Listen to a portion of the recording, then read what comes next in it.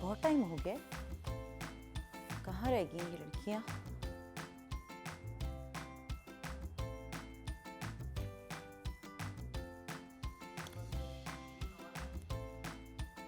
अस्सलाम वालेकुम सहरिश, कहाँ रह गए हो? बहुत टाइम हो गया है। कब तक आना है आप दोनों ने? अच्छा, तो खाने में क्या आज खाना है? मैं तो बना रही हूँ चिकन हरा मसाला। बस फिर आप ऐसे करो कि आ जाओ टाइम से घर, ठीक है? फिर नान मंगवा लेते हैं उसके साथ। चलो ठीक है, बस ज़्यादा देर नहीं करना। ओके, अल्लाह हाफिज़।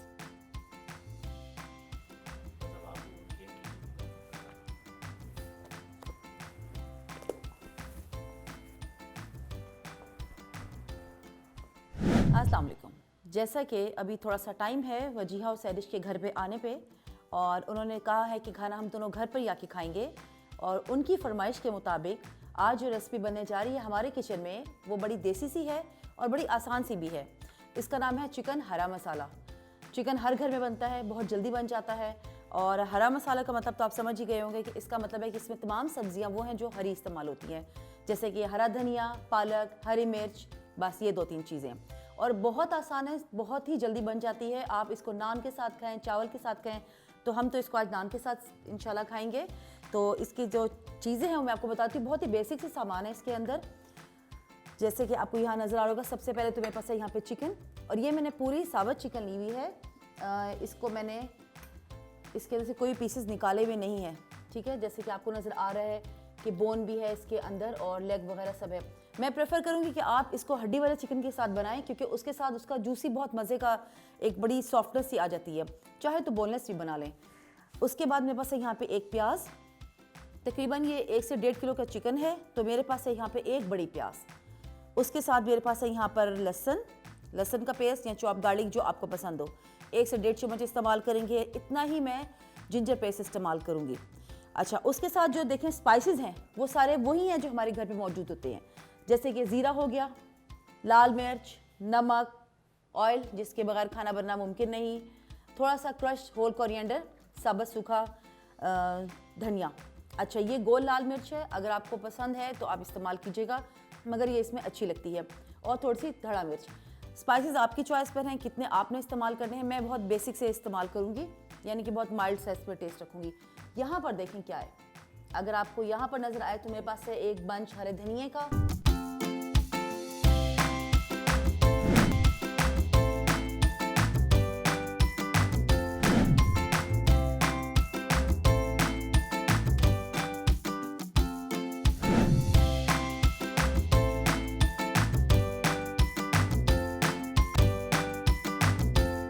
पालक और हरी मिर्चें, और फिर मैं उसको कर दूंगी ग्राइंडर में ग्राइंड, थोड़ा सा पानी लेके। अच्छा, एक चीज़ भूल गई, यहाँ पे है दही। दही भी हम इसमें इस्तेमाल करेंगे। इस रेसिपी में टमाटर का इस्तेमाल नहीं है, उसकी जगह पे हम दही का इस्तेमाल कर रहे हैं।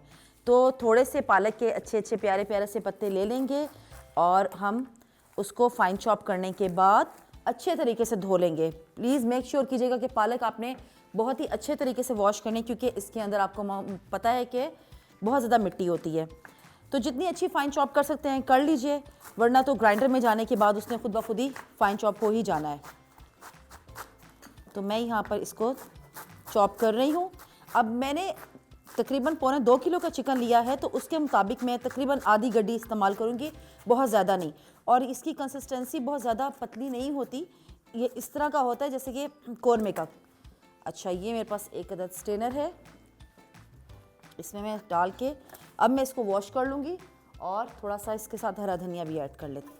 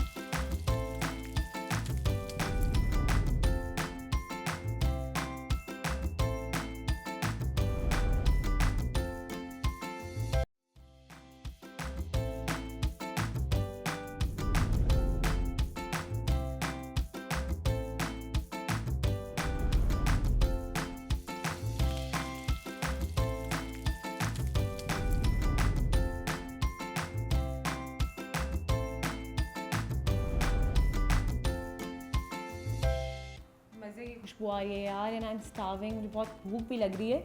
लेकिन आई वाज थिंकिंग कि हम इफ़ यू रिमेंबर कुछ दिन पहले we were talking about it कि हमारा दीन हमें हमेशा सिखाता है कि हमें हर चीज़ को बैलेंस करके चलना है, और खाने के बारे में भी स्पेशली कि हमने अपना खाना बहुत बैलेंस रखना है। ये नहीं है कि ओवर ईटिंग करनी है। अभी जैसे मेरा दिल कर रहा है कि जो बन रहा है इतना मज़े की एक recipe, so I should be like over eating that thing, लेकिन obviously we have to control that. और याद है हम इसी से ईटिंग डिसऑर्डर्स पे एक बात कर रहे थे, तो मेरे जहन में आज आ रहा था कि I should discuss it with you कि थोड़ा सा हम क्यों ना एक ईटिंग डिसऑर्डर को डिस्कस करें। वैसे तो बहुत सारे हैं, लेकिन जब हम बहुत ज़्यादा ओवर ईटिंग कर रहे हैं या फिर ब्लूमिया नर्वोज़ा भी जैसे कहा जाता है, I am not much aware of the terms and I am not much aware of the things. So मैं तुमसे पूछना चाहती हूँ वजिया कि ब्लूमिया नर्वोज़ा क्या है और कैसे फिगर आउट होगा कि a person is suffering from bulimia nervosa या उसको ईटिंग डिसऑर्डर हुआ हुआ है।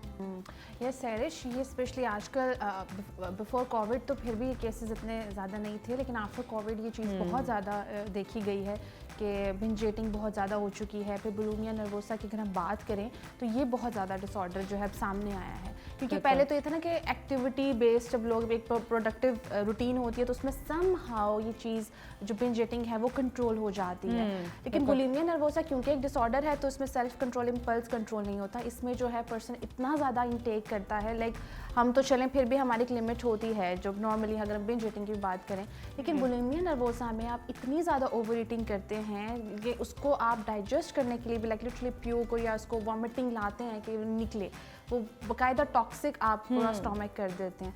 तो ये चीज़ें बहुत ज़्यादा देखी गई हैं कि बुलिमिया नर्वोसा के अंदर कि बहुत ज़्यादा ओवर ईटिंग, एक्सेसिव ईटिंग होती है, जिससे एक पर्सन जो है वो खुद तंग पड़ जाता है और वो बहुत ज़्यादा पैनिक कर जाता है कि वो एक स्टॉप का बटन जिसे हम कहते हैं वो होता ही नहीं है। लेकिन क्या मतलब है, अगर बंदे को खुद अवेयरनेस होती है इसके बारे में कि मैं ओवर ईटिंग कर रहा हूँ या this kind of food is not healthy for me या इतना खाना मेरे लिए ठीक नहीं है, उसको मतलब अवेयरनेस होते हुए भी वो कंट्रोल नहीं कर पा रहा होता। ये सैरिश उसमें पर्सन को जो है ना इरिटेबिलिटी भी बहुत ज़्यादा हो रही होती है।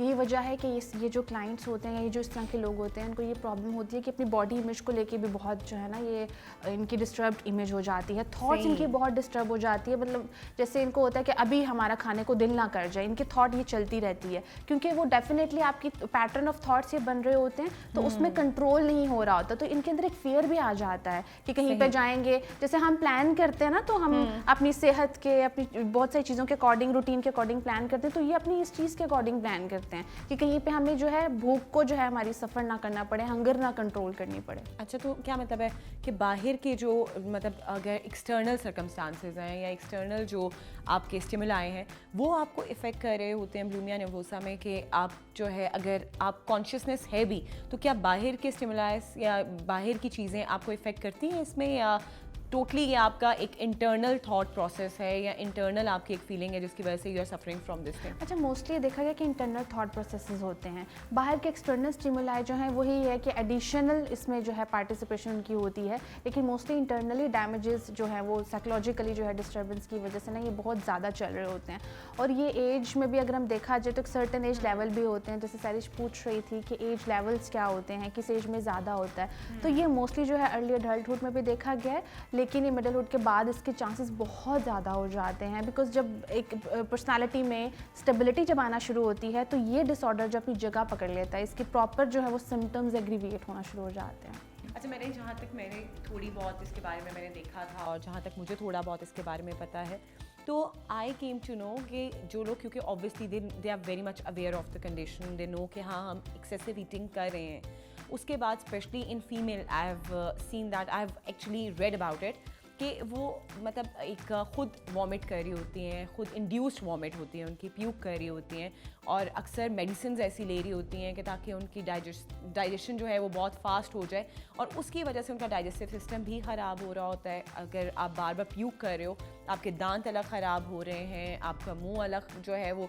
अंदर से आपका ऑब्वियसली सड़ रहा है क्योंकि एसिडिक एक फूड हो जाता है आपका। तो इसके बारे में क्या कहना चाहोगी कि हम कैसे इस चीज़ को, the person who is actually suffering from this thing, कैसे इस चीज़ पे स्टॉप लाया जा सकता है, या क्या प्रोसेस हो सकता है जिसकी वजह से इसको कम किया जा सके? हाँ बिल्कुल, इसमें सरिश बिल्कुल सही कह रही हो, ये सारे जो पॉइंट्स हैं, बिकॉज ये इस कदर इस लेवल तक सेवेरिटी होती है, इंटेंसिटी इसकी इस लेवल तक होती है कि आप ये देखो वो क्वालिटी क्वालिटी ऑफ फूड पे भी नहीं जा रहे होते, वो देखते हैं, वो ये चॉइसेस पे भी नहीं जा रहे होते, ठीक है।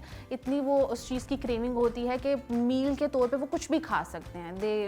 दे डोंट थिंक कि हम तो प्लान करते हैं ना, आज ये पकाएंगे, ये खाएंगे, ये प्लानिंग के बगैर जा रहे होते हैं। यस, अब इसमें कंट्रोल के लिए, यस, इसमें कंट्रोल के लिए सेल्फ कंट्रोल हैबिट्स पहले बिल्ड अप इसमें प्रोसेस करना पड़ता है, ठीक है। उसमें ये होता है कि आप डायरेक्ट जो है, जब जो क्रेविंग्स हैं उनको जब स्टॉप करेंगे तो उससे और ज़्यादा वो क्रेविंग बढ़ेगी। इसलिए इन जनरल पहले इनकी रूटीन में जो है सेल्फ कंट्रोल को इंट्रोड्यूस किया जाता है। और ये ऐसा नहीं है कि आप कोई भी हैबिट, ये तो हैबिट भी नहीं है ना, ये तो एक डिसऑर्डर है, ठीक है। एक तो नंबर 1 ये कि प्रोफेशनल ट्रीटमेंट बहुत ज़रूरी है, ठीक है। इसमें आप घर के टोटकों के ऊपर नहीं जाएं, जैसे हम कर देते हैं ना कि मैं आज कुछ भी हो जाए नहीं खाना मैंने 1-2 घंटे तक, वो जितना आप कंट्रोल करते हैं फिर 2 घंटे बाद उससे भी ज़्यादा डबल आप बाउंस बैक आपकी वो चीज़ करती है। पेरेंट्स को देखा है कि उनके बच्चे अगर बहुत ज़्यादा एक्सेसिव ईटिंग कर रहे हैं और वो वेट गेन कर रहे हैं तो वो क्या करेंगे कि उनका बिल्कुल ही फूड कट डाउन कर देंगे और फिर उनको स्ट्रिक्टनेस कर रहे होंगे, नहीं you don't have to eat it. अब उनको ये नहीं पता होगा कि उनकी बॉडी उनसे डिमांड कर रही है, they are starving for it, they are craving for it. तो उसका ऑब्वियसली एक साइकोलॉजिकल उनको एक मसला है, they have to take them to the psychologist. लेकिन वो ऑब्वियसली कि हमारी बहुत कम लोगों को पता है कि एक दिमागी मसला भी कोई मसला हो सकता है, या अगर आपको एक प्रॉब्लम है, एक डिसऑर्डर है, तो मेंटल डिसऑर्डर को भी ट्रीट करना चाहिए है। सो थोड़ा सा मुझे वजिया इसके बारे में भी प्लीज़ बताओ कि किस पॉइंट पे हमें ये अलार्मिंग हो सकता है, या किस पॉइंट पे the family needs to like get alarmed about it, और किस पॉइंट पे एक बंदे को जाना चाहिए साइकोलॉजिस्ट के पास कि now this is the end और यहाँ पे बहुत ज़्यादा मुश्किलें हो सकती हैं। एब्सोल्युटली, पहले वाले पॉइंट से सैरिश कनेक्ट करूँगी कि जब बच्चे को रोकते हैं या हम खुद अपने आप को ज़बरदस्ती रोकते हैं तो उसमें हमें बुलिमिया नर्वोसा तो चले एक डिसऑर्डर है या बिंज ईटिंग का में है, उसके बाद जब हम बहुत ज़्यादा इसको कंट्रोल करते हैं तो हम डिप्रेशन एंजाइटी में चले जाते हैं, ठीक है। फिर हमें और डिसऑर्डर्स की तरफ हमारी बॉडी मूव कर जाती है बिकॉज हम उस चीज़ को हेल्दी वे में कोप नहीं करें। तो कोपिंग मैकेनिज्म को हम छेड़े हैं गलत तरीके से, उसको गलत एक्सेस दे रहे हैं। दूसरा ये कि किस तरह से या क्या साइकोलॉजिकली हम इसके हमें पता चलेगा कि हमें जाना चाहिए।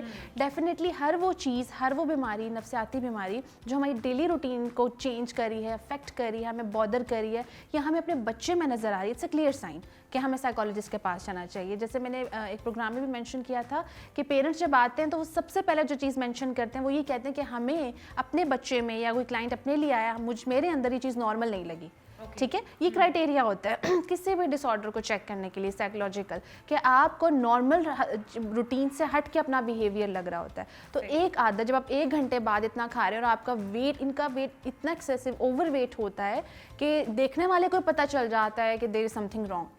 ऐसा नहीं है कि आपको कुछ लोग होते हैं ना इसको इग्नोर कर रहे होते हैं, ठीक है। वो ये समझ होते हैं तो मेरी आदत है या मेरा स्टमक ही ऐसा है कि मुझे हाँ एग्जैक्टली। और ये फिर इसको जो है भूख रोकने के लिए भी बहुत सारी सी मेडिकेशंस की तरफ शिफ्ट हो जाते हैं जिससे बॉडी के और डिफरेंट एरियाज डैमेज हो जाते हैं। ये बहुत ज़रूरी है कि पहले आइडिया हो कि किस चीज़ की, क्योंकि हम जब इस डिसऑर्डर को देखते हैं तो उसमें बहुत सारी डेफिशिएंसीज भी बॉडी के अंदर हो जाती हैं। जो हम तो समझते हैं मील ले रहे हैं, लेकिन डेफिनेटली ज़्यादा मील लेने से बॉडी के अंदर बहुत सारी ऐसी चीज़ें हैं, वाइटामिन्स हैं जिनकी कमी भी हो जाती है। एक्सेसिव आप जब करते हैं तो वो ज़ाया होना शुरू हो जाते हैं बॉडी के अंदर। ये देखना कि बॉडी की कौन सी नीड है, क्या डिमांड है, प्रॉपर इनके ब्लड टेस्ट, यूरिन टेस्ट, ये सब चीज़ें होती हैं। देन ये डिसाइड किया जाता है कि बेस्ट ट्रीटमेंट कौन सा है इस डिसऑर्डर के अंदर जो पर्सन है।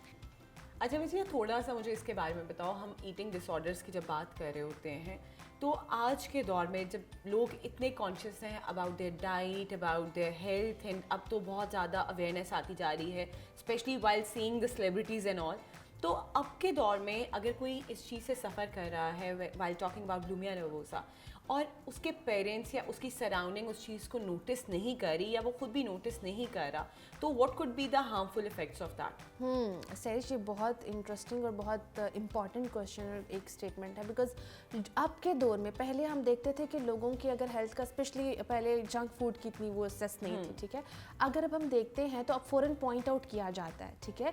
और पॉइंट आउट ना भी किया जाए तो भी लोग इतने कॉन्शियस हैं। आप देखो जिम का, फिर ईटिंग हैबिट्स का लोग इतना ख्याल रखते हैं कि जो नहीं कहीं वैसे जनरल भी नहीं जो नहीं रख रहा है, जिसको जेनेटिकल भी है, वेट इश्यूज हैं, वेट गेन या वेट उसका बहुत कम है, वो भी बहुत ज़्यादा डिस्टर्ब हो जाता है, कॉन्शियस हो रहे होते हैं, कॉन्शियस हो रहा होता है। तो इसमें नुकसान ही होता है कि एक तो वैसे हेल्थ के हवाले से हम देखें हेल्थ इश्यूज बहुत आते हैं, दूसरा ये है कि आप अपने बारे में कॉन्फिडेंस फील नहीं करते, सेल्फ स्टीम लो हो जाता है, ठीक है। सेल्फ स्टीम लो होने की वजह से डेफिनेटली डिप्रेशन और इस तरह के डिसऑर्डर्स, क्योंकि ये फिर लोगों के घर नहीं जाते, सोशल नहीं हो पाते हैं, फिर ऑल द टाइम ये क्रिटिसिज्म को माइंड में रखते हैं कि कोई क्रिटिसाइज ना कर दे। हेल्दी लाइफस्टाइल जो है ना वो उसके हिसाब से नहीं चल पाते, तो इनके कोपिंग मैकेनिज्म जो है वो बहुत डिस्टर्बिंग होते हैं, हेल्दी कोपिंग मैकेनिज्म इनके नहीं होते। तो डेफिनेटली फिर वो सर्वाइव करने के लिए हमें हेल्दी कोपिंग मैकेनिज्म्स की ज़रूरत होती है। तो फिर इस तरह साइकोलॉजिकली और फिजिकली दोनों लिहाज से बहुत ज़्यादा इनके डैमेजेस होते हैं। अच्छा, अगर हम सोसाइटी के साथ इसको रिलेट करें, जिस तरह हम कहते हैं कि ये बहुत ज़्यादा कॉन्शियस हो जाते हैं about the body and all, either they are knowing about it और they are not aware of it, लेकिन still they are somehow conscious about it. तो मुझे थोड़ा सा ये बताओ कि क्या ये इंट्रोवर्ट भी हो जाते हैं बिकॉज ऑफ दिस रीज़न, या ये उसी तरह घुलना मिलना जो है ये इनका कंटिन्यू रहता है, या स्टिल ये इंट्रोवर्ट रहते हैं? मेरे ख्याल में हिना खाना भी ले आएंगे, इसको कंटिन्यू करते हैं इस बात को। Thank you so much Hina, it seems to be very yummy, बहुत ज़बरदस्त सा लग रहा है और हम इसको थोड़ी देर में खाते हैं। लेकिन विजया, आई थिंक कि इसको हम वाइंड अप कर देते हैं इस टॉपिक को इसी सवाल के साथ कि would they be like specifically introverts, या फिर ये एक्सट्रोवर्ट्स भी हो सकते हैं, still they don't identify their problem? Introvert extrovert तो चलो एक पर्सनालिटी की हम बात करते हैं, इसमें जो है ना ये शाय और ये लो सेल्फ स्टीम होने की वजह से ये सोशली इंटरेक्ट नहीं करते, और वो बेसिकली इंट्रोवर्ट तो होता है जिसका दिल ही नहीं कर रहा होता ना, वो अपने उस सर्कल में खुश होता है। ये अगर उनका दिल भी कर रहा होगा तो ये क्योंकि इनकी जो है साइकोलॉजिकल इश्यूज आ रहे होते हैं, सेल्फ स्टीम लो है, कॉन्फिडेंस का इशू है, तो ये इस वजह से साइड पे हो रहे होते हैं। पीछे यस एग्जैक्टली। तो हम इसको मेनली ये कहेंगे कि ये और आइसोलेशन में चले जाते हैं। इंट्रोवर्ट की बजाय एक आइसोलेशन वाला वर्ड में यूज करूँगी कि आइसोलेट करना शुरू कर देते हैं और इस सोसाइटी में मूव होने लगता है, मूव ऑन कर ही नहीं सकते हैं। हाँ, और obviously when you are isolating yourself, अभी हम अगर बात करते हैं during the COVID and all, उसी के दौरान में हमने देखा है जो लोग इवन कि if they are not suffering from any disorder, still if they are isolating themselves, तो वो एक डिप्रेशन का शिकार हो जाते हैं बिकॉज वो अपनी एक कैथारसिस नहीं हो रहा उनका, वो अपनी बात किसी से कह नहीं पा रहे। तो definitely these people would be suffering from depression and anxiety. खैर, अभी हम इसको वाइंड अप करते हैं इस टॉपिक को, and definitely people would have like gathered a lot of knowledge about it. आज हमने बहुत सारी बात की है इसके बारे में, साथ साथ बहुत मज़े की एक रेसिपी भी उन्हें सीखने को मिली है, और ज़बरदस्ती रेसिपी जो आज हिना ने बनाई है हमारे लिए, हम इसको अभी ट्राई करेंगे और तमाम वो लोग जो हमें देख रहे थे वो भी इसको ज़रूर ट्राई करें। डिस्कस किया, और यकीनन तमाम वो लोग जो इस डिसऑर्डर से सफ़र कर रहे हैं, या उनके इर्द गिर्द, उनके फैमिली में, उनके फ्रेंड्स में कोई भी ऐसा बंदा है जो इस डिसऑर्डर से सफ़र कर रहा है, तो उनके लिए दिस वाज वेरी नॉलेजेबल, उनको बहुत सारी नॉलेज मिली होगी। एंड आई ऑलवेज़ एम्फसाइज़ कि आपके लिए बहुत ज़रूरी है कि मेंटल डिसऑर्डर्स को भी आप उतनी ही इंपॉर्टेंस दें जितनी आप बाकी के डिसऑर्डर्स और बाकी की प्रॉब्लम्स को या बाकी की बीमारियों को हम कहें कि आप इंपॉर्टेंस दे रहे होते हैं और उसके लिए आप डॉक्टर के पास जाते हैं। तो इसके लिए भी you have to consult a psychologist, you must refer a psychologist. और अभी हम इंजॉय करने लगे एक ज़बरदस्त सी रेसिपी जो आज के इस एपिसोड में आपको सिखाई गई है हिना की जानिब से। You must also try it at your home, and हम तो इसको इंजॉय करेंगे ही। अपना आपने रखना है बहुत सारा ख्याल। इंशाल्लाह अगले एपिसोड में हम दोबारा हाजिर होंगे किसी और बहुत ही ज़बरदस्त सी रेसिपी के साथ और बहुत ही ज़बरदस्त एक टॉपिक के साथ। अपना रखिए बहुत सारा ख्याल, हमें दीजिए इजाज़त और देखते रहिए हेल्थ का तड़का।